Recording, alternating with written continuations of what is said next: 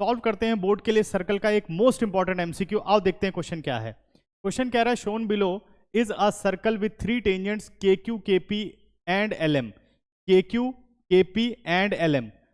QL is 2 centimetre. Q L हमारे पास कितना दे रखा है 2 सेंटीमीटर। इसी तरीके से केएल हमें दे रखा है 6 सेंटीमीटर। केएल हमारा हो गया 6 centimetre. PM is half of KL. PM क्या है केएल का हाफ है, यानी पीएम हमारे पास हो गया 3 सेंटीमीटर।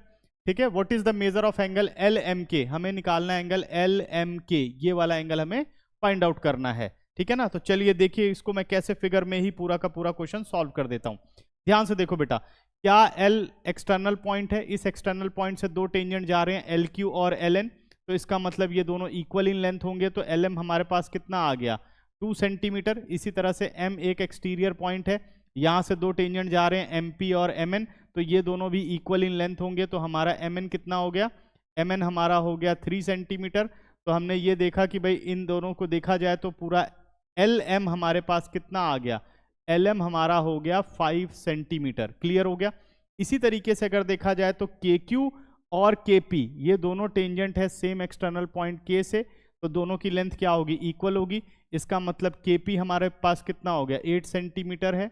ठीक है, क्योंकि हमारा के क्यू पूरा 8 सेंटीमीटर है। इस 8 सेंटीमीटर में से अगर ये 3 सेंटीमीटर हटा दिया जाए तो हमारे पास के एम कितना आ गया, के एम हमारे पास आ गया 5 सेंटीमीटर।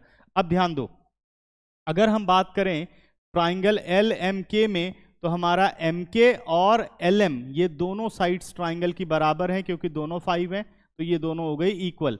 अगर ये दोनों इक्वल हो गई तो एंगल एल को मैं कह सकता हूं कि ये 50 डिग्री है, क्योंकि angles opposite to equal sides are equal. अब इसी same triangle L M N में ये तीनों, सॉरी एल एम के में ये 3 एंगल हो गए हमारे पास, जिसमें से 2 पता है, तीसरा फाइंड आउट करना है। तो हम यहां लगा लेते हैं angle sum property of triangle.